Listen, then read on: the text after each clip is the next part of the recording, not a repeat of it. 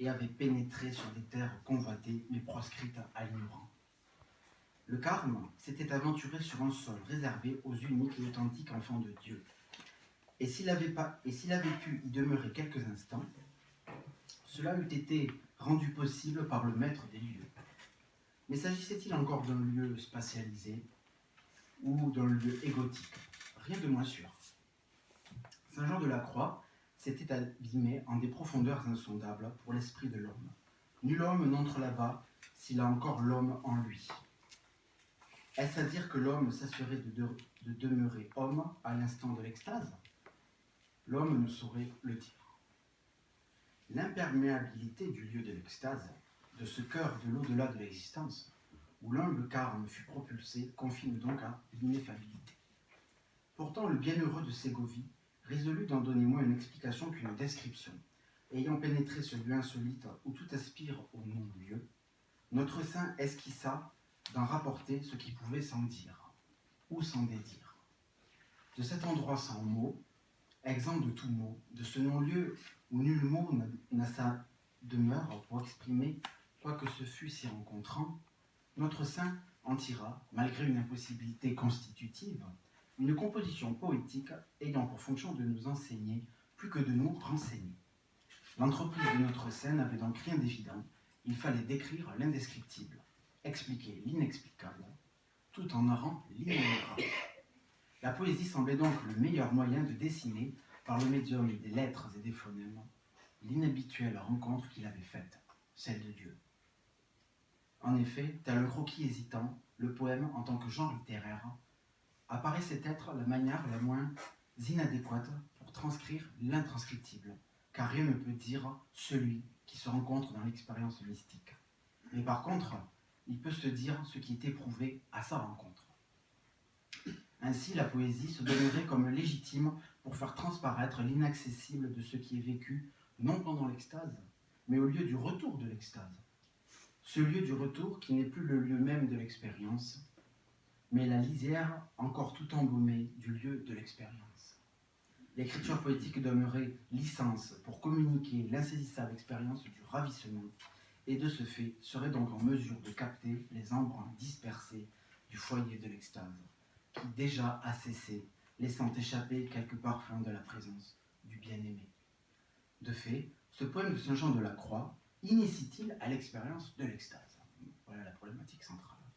Pour le savoir, point n'est besoin d'expérimenter dans l'instant l'extase la plus haute. Nous interrogerons donc, dans un premier temps, les présupposés de la poésie, lui octroyant la possibilité de décrire l'extase. Dans un deuxième temps, nous questionnerons les conditions de cette effectuation, et dans un troisième temps, nous scruterons les frontières imposées par l'exercice poétique. Finalement, nous éluciderons si, oui ou non, le genre poétique est en capacité d'initier à un je ne sais quoi de l'expérience mystique. Première partie. Donc je vais essayer de voir pourquoi Jean de la Croix privilégie le poème comme vecteur de son expérience. Donc, dans la première partie. Entendons l'amorce de son poème. J'entrais, mes poings ne sus où j'entrais, et je restais sans savoir, transcendant toute science. Saisi par celui qui ne se saisit pas, Saint Jean de la Croix est démobilisé, tel un soldat au terme d'une guerre, de la trame mondaine du cours ayant cours des événements. Expulsé de lui-même, tout se renverse. L'entrée ne sait plus où elle entre, et l'antre de l'entrée ne sait si elle est de n'antre. La configuration du monde éclate, s'abolissant en un néant du monde. Néant du monde décoffrant un fondement plus en fond que tout néant, la ténèbre de Dieu, la fameuse ténèbre de Miller et Bachit. Cela fait 9 ans depuis l'évasion du cachot de Tolède, lieu non de la transformation, mais de la mutation de l'ancien homme vers le nouveau, que le saint est entré en une aurore intérieure grandissante, lui ouvrant la divine clarté de la ténèbre du Seigneur de toutes choses. Si cette ténèbre, chantée par Saint-Denis, est une ténèbre toute faite de clarté, c'est bien parce que sa clarté n'est pas la clarté de notre monde. Jean de la Croix, tombant en extase, pénétra en cette clarté au beau milieu de l'obscurité de son cachot, où il connut 9 mois de captivité et depuis lors l'expérimenta encore et encore, jusqu'à atteindre, au fil des ans, la partie la plus insondable du mystère divin, la ténèbre suressentielle, celle qu'il expérimentera en son extase de Ségovie. Prêtons-y l'oreille. J'ignorais tout du lieu où j'entrais, mais lorsque je me vis là, sans connaître le lieu où j'étais, j'entendis de grandes choses. Point ne dirait ce que j'entendis, car je demeurais sans rien savoir, transcendant toute science. Chantant en vers cette mélopée intérieure, Jean se livra à la poésie, ne trouvant rien d'autre qui ne se hissait à cette hauteur inconcevable. La poésie pouvait libérer l'illibérable substance sise au cœur inaccessible de l'extase. Le chant, mis en scène de toute exultation profonde, ressaisissait seul, en un saisissement imparfait, les traits inconcevables de la divinité de Dieu. Comment, en effet, un pinceau ou tout autre instrument pourrait-il se manifester celui qui ni ne se voit, ni ne s'entend, ni ne se ressent? Il ne le pourrait pas. Seul un chant jailli primairement du cœur pouvait encore dessiner, à défaut de traduire, celui qui ne se dit en aucune langue, tant la langue brise et enferme toute originalité de l'expérience, sans oser parler de l'expérience mystique. L'unique frémissement se propageant de l'épicentre de l'extase gravissait la pente de l'au-delà du monde vers le monde. Cette onde, pulsée hors des entrailles de la divinité par le retour de Jean de la Croix à sa condition d'existant, demeure le seul témoignage effectif de cette condition hors de toute condition. L'entonnement de la parole sans forme aucune reforme la parole sans la réformer. L'entonnement, préservant tout dit en la parole, répercute le dit de la parole en une tonalité insolite, à travers laquelle le dit indicible de l'extase se fraye un chemin. Entonner l'indicible de Dieu est le seul moyen de dire son indicible. Et le chant inspiré, fondement explicite ou implicite de toute poétique, en est le dispensateur. Point d'allusion à l'expérience sise en extase, sans qu'elle ne soit un chant chanté en la poésie. La poésie de Jean de la Croix se donne comme le chant de celui qui chante son intime à notre plus intime. Saint Jean de la Croix, après avoir été livré à Dieu, le magnifia grâce à la poésie se disposant à ébruiter son ode inconcevable. Je cite. De la paix, de la bonté aussi, c'était science parfaite, dans une profonde solitude, le droit chemin vu bien clair, pourtant c'était chose tant secrète, que je demeurais balbutiant, transcendant toute science. Le mystique en extase, esselé en ce non-lieu dont le secret n'est nullement possible, balbutie de ne pas savoir ce qu'il n'a su voir. L'esprit et la parole figés par cette expérience intérieure, les muselant, rend impossible toute ratiocination, tout savoir et toute science en étant bannis. Que reste-t-il donc à dire de ce non-lieu, à défaut de le concevoir? L'en deçà du nada, du rien? En effet, dire le nada, c'est rien en espagnol, n'est rien dire du tout. Si Saint Jean traverse le nada, c'est pour tout dire de celui qui le précède. Le nada n'étant que la saturation du voir et du concevoir. De fait, ce qu'il reste à voir, plus qu'à concevoir, est moins qu'un reste, et bien plus qu'un tout. Cette absence de toute impossibilité à voir ou à concevoir est a fortiori de toute possibilité, inocule cette défaillance à soi, plongeant le mystique en un mystérium indécelable, celui du secret de la divinité. N'ayant nulle faculté pour ébruiter le murmure insonore de son hôte divin, Jean de la Croix, lui ayant succombé, revient à lui-même, venant d'au loin de lui-même. Porté par l'inspiration, il annonce après avoir balbutié le poétique de toute poésie, en entonnant son chant et chantant son chant, cantique spirituel dédié à l'éternelle source, qui flue en un secret silencieux. Jean de la Croix égrène quelques sentences poétiques. Mais à quoi se rapporte-t-elle? En effet, notre saint, n'ayant ni vu ni senti, n'a point conçu, et donc n'a rien ramené de palpable du cœur de l'extase. Les mains aussi vides que sainte Thérèse de Lisieux, sa fidèle et grande disciple, Saint Jean de la Croix dispense ce qu'il n'a pas. Ayant franchi le divin portique, il n'a pu porter qu'une absence de souvenir, et ne pouvant rien se remémorer, il résolut, plus indigent que Job sur son tas de fumier, en entonnant son chant, exhorte le poétique de toute poésie à ébruiter son indéfinissable expérience. De fait, la poésie, pure inspiration spirituelle, prend forme sous la dictée du saint en cueillant cette rosée matutinale, plus fraîche que l'aurore effleurant la terre, et chante. Saint Jean de la Croix écrit l'inécriture de la nue expérience de Dieu, nudité si radicale que seule la poésie, s'élançant par-delà toute ratiocination, peut cueillir et mettre à l'abri. Cet îlot d'inspiration, pour celui étant plus grand que la poétique, accueille d'une part et recueille d'autre part la divine fortune éprouvée par Jean de la Croix. La poésie, destinée à être l'autre de la rationalité, se donne en tant que le lieu dépositaire de la plus excellente et insolite des clandestinités, celle de l'extase de Dieu. Finalement, si Jean de la Croix dit l'indicible dans la poésie et par la poésie, c'est parce qu'elle peut dispenser le chant intérieur, inspirer et recueillir, tel un écrin, ce qui est chanté au cœur de ce chant, et tout cela dans la mesure où elle est libérée de tout impératif rationnel. De fait, si la poésie autorise l'esquisse de l'inconcevable de cette expérience contemplative, par quel procédé littéraire le permet-elle? Donc là, c'est ma seconde partie, après avoir parlé de pourquoi Jean de la Croix privilégie la poésie. Je vais analyser, dans une deuxième partie, comment le poème laisse transparaître l'expérience de Dieu. L'expérience de Jean de la Croix, pardon. Comment elle laisse transparaître à travers les figures de style, les mots, tout ça. En extase, ravi et immobile, Saint Jean de la Croix s'extirpe de toute modalité, modélisant les perceptions du toucher, de l'ouïr, du goûter, du voir et du concevoir. Réduit à néant, en une sorte de néant divin, précédant tout percevoir, il décrit poétiquement ce qui ne se présente pas à sa vue, mais l'excède et le remplit par-delà toute mesure. Je cite. J'en étais à ce point imprégné, absorbé, sorti de moi, que je demeurais dans tous mes sens, dénué de tout sentir, tandis que l'esprit reçut en lui de pouvoir entendre sans entendre, transcendant toute science. Accédant à la démesure de Dieu, Jean de la Croix est défait de tout organe de perception et de tout organome de conception.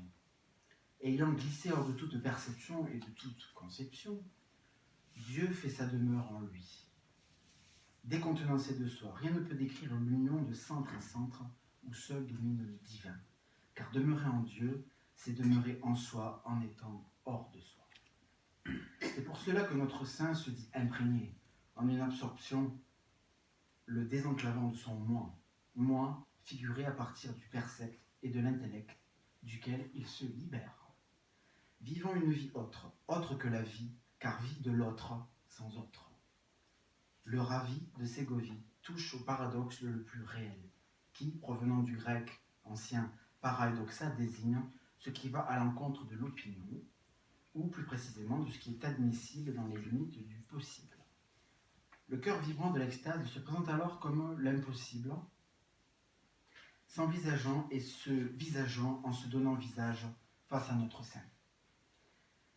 Voir l'inenvisageable visage de Dieu et ne plus se voir en tant que moi, le moi ayant perdu tout crédit pour supporter notre intime supplanté par l'intime de Dieu. Ayant été rehaussé en extase, outre toute limite, par la divinité de Dieu, notre saint, entonnant son chant poétique, signifie son inassignable condition. Car décrire l'indescriptible condition de Dieu revient ni à se décrire, ni à ne pas se décrire. Seule est descriptible la condition qui n'appartient plus à soi. Ainsi, le paradoxe est seul en mesure de décrire l'indescriptible déification que procure l'extase. La condition du saint appelle l'irrévérence du sens, moins en un rapport antithétique que paradoxal. Chanter poétiquement, et non pas faire de la poésie, et chanter si hautement, si élèvement, que toute cime sémantique n'est plus à même de soutenir un tel vertige. Les mots de la poésie ni ne se télescopent, ni ne se chevauchent, mais parlent l'un à l'autre pour dire plus que l'un de l'autre. Cette esquisse paradoxale d'une poésie se faisant poésie, en ébruitant le plus poétique des poèmes, ne se rencontre qu'en l'expression de l'inexprimable. Laissons s'exprimer cet adoubement de l'extase par le poème. Tant plus haut je m'élevais, ainsi étant moins je comprenais, c'est là ce nuage ténébreux qui rend la nuit toute claire. Or, pour ceux qui viennent à le connaître, demeure toujours sans rien savoir, transcendant toute science. Comment dire en effet la singularité de cette expérience par la simple force des mots? Pour la dire, il ne faut pas la dire, mais la signifier par la portée informelle des mots. L'indicible se dit en l'explosion non de la définition classique des termes, mais dans l'enlacement de leur symbolique. Nouer un lacet à notre lacet engendre un nouage, le nœud, qui ne peut s'entendre qu'en l'enlacement de l'un par l'autre. De même, l'inaudible s'entend en la poésie mystique de Saint Jean par une paradoxalisation des significations mises en jeu, à l'image du nuage ténébreux rendant la nuit toute claire. Corrélant ces deux groupes nominaux, formant chacun une unité de sens, il crée un choc conceptuel dans l'horizon des significations admissibles et éteint momentanément toute signification en chacun de ces vers pour faire naître à leur rencontre non pas une nouvelle signification, mais une absence de signification. L'extase, éteignant toute possibilité de signification, est donc rendue en la poésie par une suspension momentanée de la signification à travers la figure du paradoxe. Cette insubordination à toute signification suspend l'horizon classique de la compréhension et donc de toute préhensivité. La poétique de la poésie de Jean de la Croix entraîne donc un émiettement implicite de toute signification, donc de toute ratiocination, afin que pointe hors de tout horizon celui qui antécède toute signification, Dieu. Pénétrant d'une expérience où le vocable d'expérience n'a plus même cours, Saint Jean de la Croix goûte, si on peut dire, un paradoxe absolu si on se place du point de vue de l'existence mondaine, telle qu'elle est expérimentée par chacun de nous. Ce paradoxe de l'extase, où le moi est haussé en Dieu, donc au-delà du moi. Notre saint l'a signifié par une mise entre parenthèses de la signification, comme nous l'avons vu précédemment. Mais si cette suspension de la signification est possible, c'est parce qu'elle s'appuie sur une autre figure de style nommée l'hypaillage, dont la fonction est de rendre impertinent la signification d'un groupe nominal, l'adjectif épithète se référant au substantif qui ne se prête guère à le qualifier pertinemment. Le déplacement de sens opéré par l'adjectif épithète rebelle aux assignations communément admises pour le substantif impacte le substantif en sa définition. La nuit toute claire en constitue un exemple patent. En effet, qui aurait l'idée d'admettre qu'une nuit puisse être toute claire? Personne. Mais notre carme inspiré, prenant soin de ne pas utiliser un adjectif provoquant une contradiction radicale entre les termes, use adroitement d'un adjectif proche du champ lexical de la nuit, créant donc une tension entre ces termes sans les opposer. Il contrarie la définition du substantif nuit en lui prêtant la possibilité d'être toute claire. Or, la nuit, par nature, ne peut jamais être toute claire, mais simplement claire, et encore si le ciel étoilé brille de mille feux. Subtilement, mais sûrement, notre saint joue donc sur le champ lexical de la luminosité et sur la nature de l'intensité de cette dernière, pour aboutir à une perturbation du substantif nuit, en le faisant osciller à minima. En réorientant imperceptiblement les significations de nuit, Saint Jean de la Croix parvient à modifier l'entente commune. Il s'ensuit que cette nuit, rendue tout aussi claire que le jour, engendre une réaction d'étonnement mêlée d'un parfum de surprise, invitant le lecteur à ce qui n'est pas coutumier.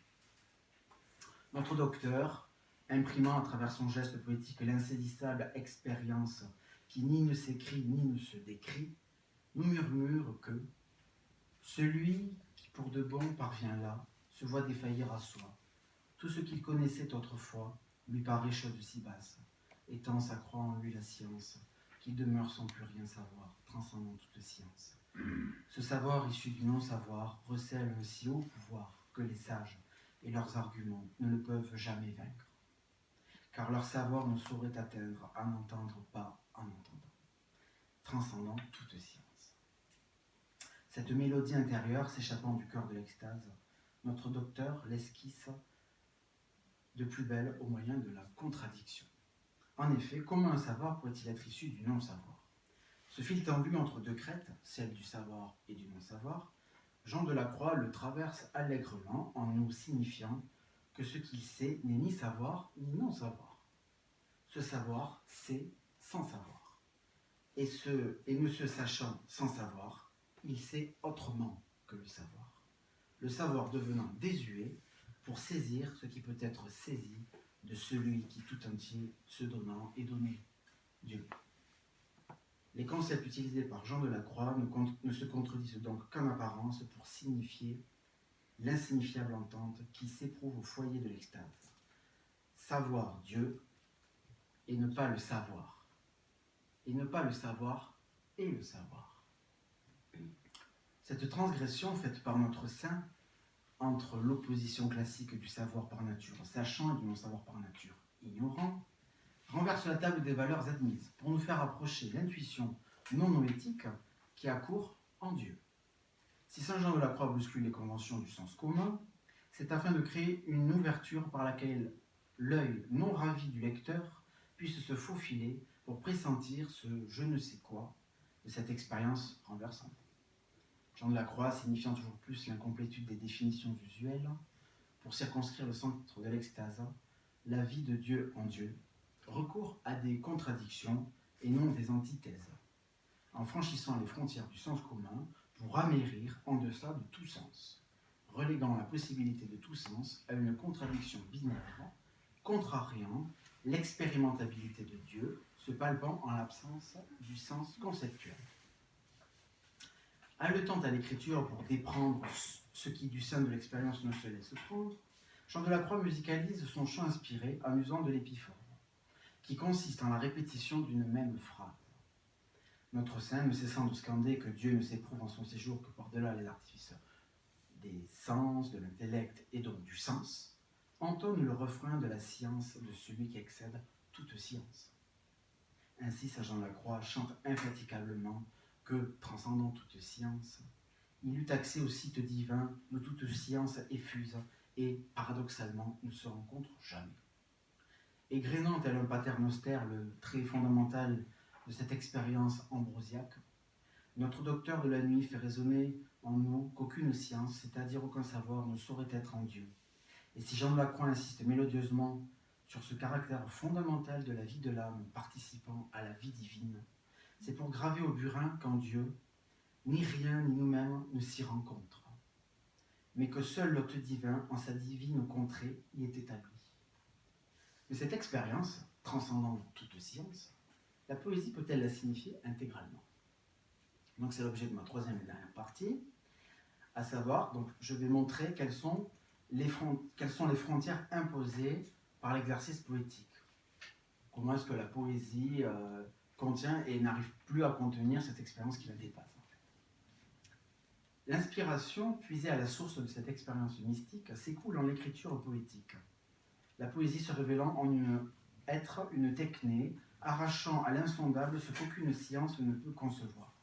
La poésie, sondant des abîmes inexpérimentables, chante l'inconcevable, parant de drap de soie ce que les sens et l'intellect, éphonymes de la raison, ne peuvent s'enquérir. Tel est le mot de Jean de la Croix en son poème. Chose de si hautement excellente est ce souverain savoir, qu'il n'est ni faculté, ni science, qui le saurait entreprendre. Celui qui soi-même se vaincra, à l'aide d'un non-savoir savant, s'en ira toujours plus outre. Dire pour dire plus, voilà ce que la poésie peut ne pouvant pas. Elle est l'organe obstacle autorisant la révélation de ce qui ne peut se révéler.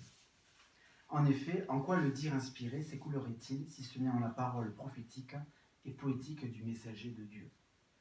Ce messager déclamant en clameur une rumeur sourde à nos oreilles. Le pouvoir dire et le dire que toute poésie se doit d'exalter, c'est-à-dire de montrer à la face du monde. Mais cette capacité qu'a la poésie de dire l'inconcevable lui donne licence pour décrire l'intranscriptible. Toutefois, signifier est-il traduire? Nous l'avons déjà constaté, la poésie est le repère informel de toute signification admissible à la langue écrite. Mais toute écriture est concept et tout concept est ratio, donc relevant de la science. Point de concept sans science et point de science sans concept. Ainsi, l'inconceptualisable que la poésie laisse filtrer par l'écrit anticonceptuel qu'elle abrite comme son sein propre, se réfugie dans l'ombre de la science. Est-ce à dire pour autant que la poésie soit le balbutiement de toute science? Certainement pas. Le poème de Jean de la Croix garde la saveur matutinale de l'aube merveilleuse de l'expérience se dissipant en son lever dans le monde des mots et des phénomènes. La poésie mystique antécède toute science en tant qu'écho de celui qui ne se sait ni par l'essence, ni l'intellect, ni les concepts. Elle est ce cocon sacré en lequel se recueille l'inadmissible de la contemplation en statique. En la poésie se rencontrent l'inspiration et le concept. Et ces fleurons, ils engendrent un champ poétique inspiré où ces éléments étrangers, l'un à l'autre, s'enlacent l'un en l'autre en vue d'être l'un pour l'autre. Cohabitant au creux du poème tels des pétales de rose dans un panier d'osier, les symboles et concepts composant le vers poétique dissimulent, tout autant qu'ils clament, l'inconcevable divinité de Dieu et l'imposture des mots. Ils prennent place là où ce qui ne peut se dire se dit en ne se disant pas. Gardienne, la poésie l'est donc, mais souveraine pour dire l'intégralité de ce qui demeure au foyer de l'expérience contemplative, elle ne l'est aucunement. La poésie, frêle pour recevoir l'empreinte du divin et fragile à recevoir la frappe du concept, ne peut articuler distinctement ce qui en le fond de l'expérience mystique s'éprouve, étant aussi apte qu'inapte que les plus grands chefs-d'œuvre de peinture à traduire la réalité transcendante. Saint Jean de la Croix, usant en tout sens de concept pour transgresser toute conceptualité, murmure donc à minima le secret si en la divinité, chuchotant cet intraduisible mystère. Il décèle grâce aux mots ce que les mots peuvent à peine admettre ou ne pas admettre. Les mots et concepts exposant la poésie, ballottés de vers en vers, ne décrivant qu'allusivement le fond de cette contemplation. C'est pourquoi notre saint s'ingénie à dire qu'on ne peut nullement la décrire, parce qu'elle se refuse à l'esprit, donc à tout concept, et de fait à toute science. Je cite. Et que si vous le voulez ouïr, cette science suprême réside en un sublime sentir, de l'essence de Dieu même. Et c'est bien l'œuvre de sa clémence que l'on demeure sans rien entendre, transcendant toute science. Tel un éléphant brandissant ses oreilles pour impressionner son adversaire, le saint de Ségovie répand la rumeur, intraduisible, de son expérience en son poème, exultant son écriture l'incomparable saveur de l'essence divine, cette inconcevable vie s'écoulant ce lieu dépouillé de tout lieu. La poésie enfourchant l'indicible contemplation, compte l'indescriptible condition de la vie de l'âme en Dieu. Ainsi, ce n'est que du bout des lèvres que la poésie chuchote à grand-peine la symphonie divine, admettant l'inadmissible contemplation apparaître aux yeux de tous. Notre docteur de la nuit épuise le langage jusqu'à essouffler l'acte poétique, et la poésie, mise à genoux et ne pouvant se mouvoir, demeure telle la bien-aimée en la main de son bien-aimé, transcendant toute science. Donc, ça c'est la fin de ma troisième partie. J'arrive à la conclusion. Le poème mystique de Saint Jean de la Croix annonce que la poésie est un espace d'écriture en lequel se dépose la science de celui qui n'est si en aucun lieu. Dieu, dont la condition accède tout langage. Pourtant, la langue, par le médium des mots, en tant qu'unité de sens, et des phrases, en tant que groupe d'unités de sens complexifiées, parvient à babiller sur ce lieu où tout référent terrestre ne sert de rien. Dépossédés de leur fond à l'encontre de cet inconcevable foyer s'ancrant par-delà toute signification, les concepts rebondissent tels des balles de tennis sur le sol avant de se perdre dans les gradins, et apparaissent inopportuns pour saisir quoi que ce soit s'exprimant au cœur de l'extase. L'incompétence des mots à transcrire précisément ce que notre mystique vécut quand il se trouva au contact de l'essence divine montre l'irréductibilité de Dieu, inesquissable pour toute signification relevant de la description et encore moins de l'explication. Le cœur de la contemplation échappe à toute conjecture de l'esprit. Ne se dit que ce qui se décrit. Ne se décrivant pas et ne s'expliquant pas, cette expérience du divin, Jean de la Croix en suppute les contours. En son poème et par son poème, en recourant à la fiction imagée et paradoxale du langage, ainsi notre carme ne décrit ni n'explique nullement ce qu'il ne voit pas, mais suggère ce qui ne peut se voir ni se comprendre, étant en incapacité d'exposer ce qui s'y rencontre. Évoquant sa découverte indécouvrable, le poème de notre saint, grâce à sa sobre musicalité, ses paradoxes et ses répétitions, embaume l'atmosphère d'un parfum étranger, dont la senteur introduit en un lieu singulier, unique. Cette langue, imagée paradoxale, fait émerger des profondeurs insondables une atmosphère divine indescriptible, ébruitant celui qui ne se dit que dans le secret de son silence.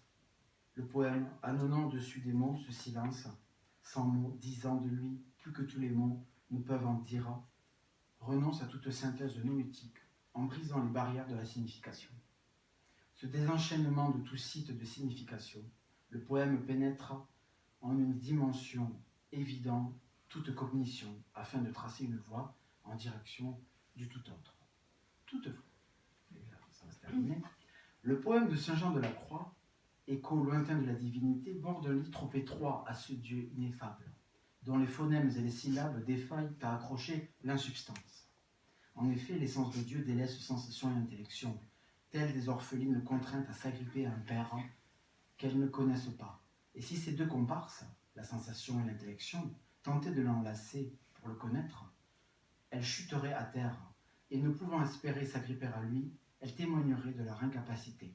Et acquiesçant, sensation et intellection, sauraient qu'elles ne savent pas et ne peuvent savoir, et traceraient donc en une terre sablonneuse les contours et les aspérités du Père mystérieux, ne les tolérant aucunement.